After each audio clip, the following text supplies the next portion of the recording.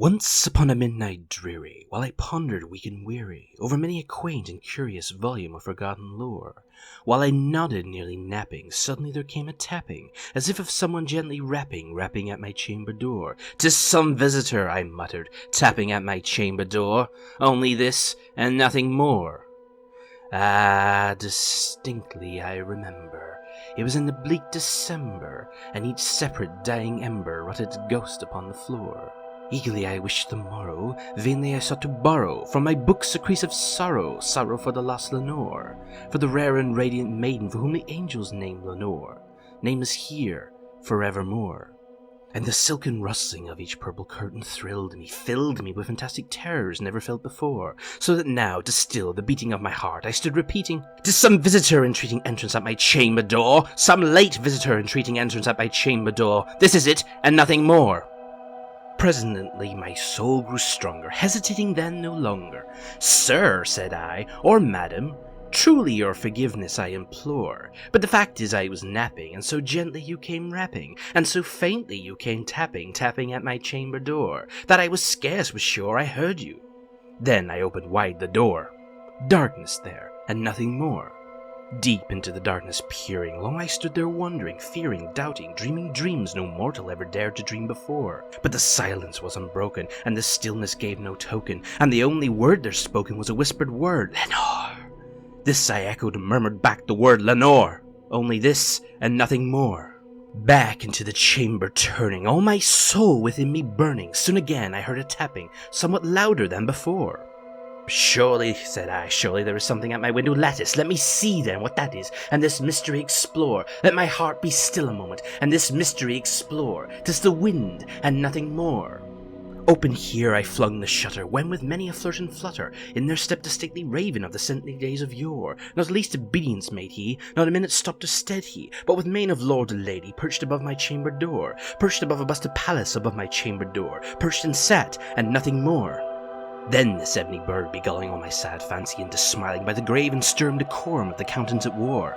"Though thy crest be shorn and shaven, thou," I said, "art sure no craven, ghastly grim of ancient raven, wandering from the nightly shore. Tell me what thy lordly name is on the night's plutonium shore." Quoth the raven, "Nevermore?" Much I marvelled this ungainly fowl to hear discourse so plainly, though its answer little meaning, little relevancy bore, for we cannot help agreeing that no living human being yet was ever blessed with seeing such a bird above his chamber door, bird or beast upon sculpted bust above his chamber door, with such a name as Nevermore. But the raven, sitting lonely on the placid bust, spoke only that one word, as if his soul was in that one word he did outpour. Nothing farther than he uttered, not a feather than he fluttered, till I scarcely more than muttered, "Other friends have flown before, on the morrow he will leave me, as my hopes have flown before." Then the bird said, "Nevermore?"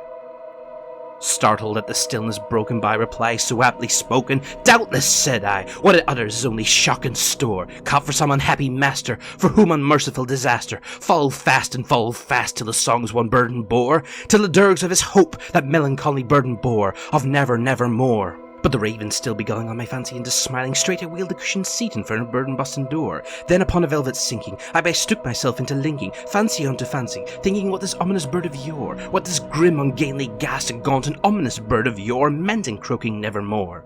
This I sat engaged in guessing, but no syllable expressing, to the fowl whose fiery eyes now burned upon my bosom's core. This and more I sat divining, with my head at ease reclining, on the cushion's velvet lining, that the lamplight gloated o'er, but whose velvet violet lining, with the lamplight gloated o'er, she shall press, nevermore.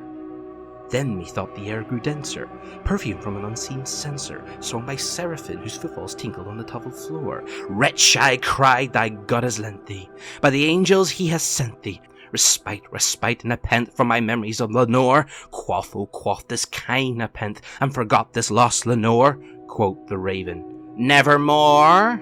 "Prophets," said I, "thing of evil, prophets still live bird or devil, whether tempest sent or whether tempest tossed thee here ashore, desolate ye all undaunted, by this desert island enchanted, by this home of horror haunted, tell me truly, I implore, is there palm in Gilead? Tell me, I implore." Quoth the raven, "Nevermore?"